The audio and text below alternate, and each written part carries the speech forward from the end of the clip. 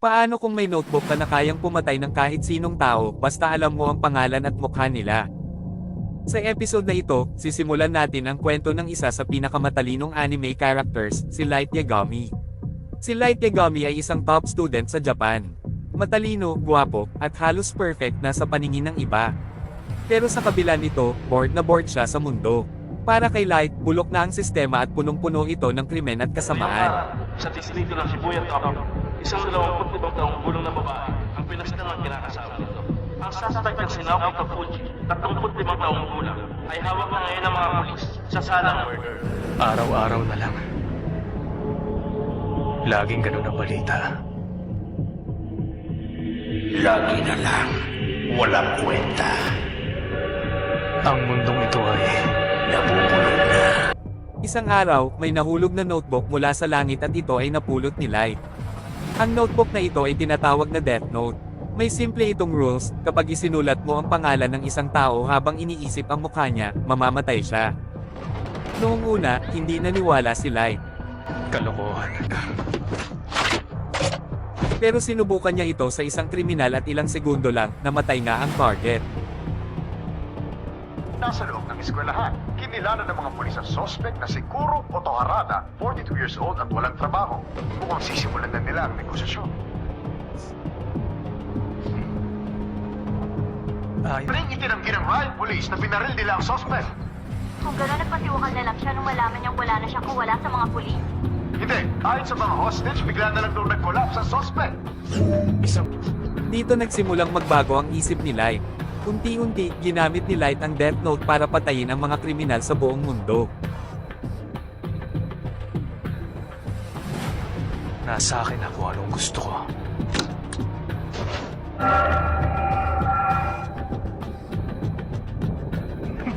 Naniniwala siya na siya ang magiging Diyos ng bagong mundo, isang mundong walang kasamaan.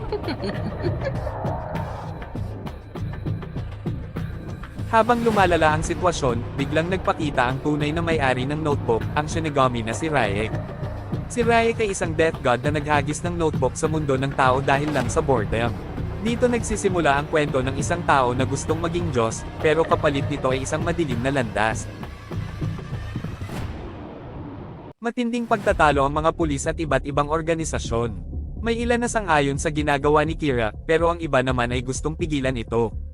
Dahil dito, napilitan silang humingi ng tulong sa isang misteryosong investigador, si L.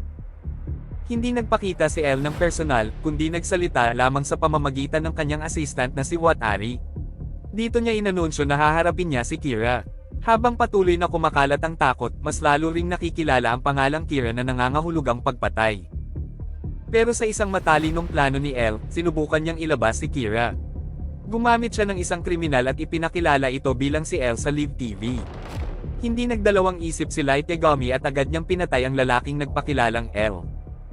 Pero doon niya nagawa ang kanyang pagkakamali dahil hindi niya alam na isa lamang itong Pain. Sinubukan ko lang naman pero hindi ko akalain na magkakatotoo ito. Sa simpleng hakbang na iyon, nalaman ni L na nasa Japan lang si Kira. At dito nagsimula ang totoong laban ni Light at L. Akala niya simpleng kalaban lang si L. Pero ngayon, mas lalapit na ang panganib kay Light. Matapos matukoy na nasa Japan si Kira, mas lalo pang hinigpitin ni L ang kanyang investigasyon. Target niya ngayon ang mga taong may access sa police information. Ibig sabihin, unti-unti nang lumiliit ang listahan ng suspects. Samantala, nananatiling kalmado si Light. Pero sa loob-loob niya, alam niyang mas nagiging delikado na ang sitwasyon. Hindi nagtagal, napansin ni Light na may mga taong sumusunod sa kanya. Mga FBI agents na lihim na nagmamatsyag sa mga posibleng suspect. Sa halip na mataranta, nag-isip si Light ng isang matinding plano. Plano na kayang patayin ang lahat ng FBI agents nang hindi siya nahuhuli. Isa sa mga agent na ito ay si Ray Penberg. Sinundan ni Light ang agent at dahan-dahang kinontrol ang sitwasyon. Gamit ang kanyang talino, napilitan niyang ibigay ni Ray ang mga pangalan ng iba pang FBI agents. Isa-isa niyang isinulat ang mga pangalan sa Death Note. At sa loob lamang ng ilang sandali, sabay-sabay silang namatay. Akala ni Light na lampasan na niya ang pinakamalaking banta sa kanya. Pero hindi pa doon nagtatapos ang lahat. Dahil ang mga pangyayaring ito lalo pang nagpalalim sa hinala ni L. Sa halip na matakot, mas lalo siyang naging determinado na hulihin si Kira.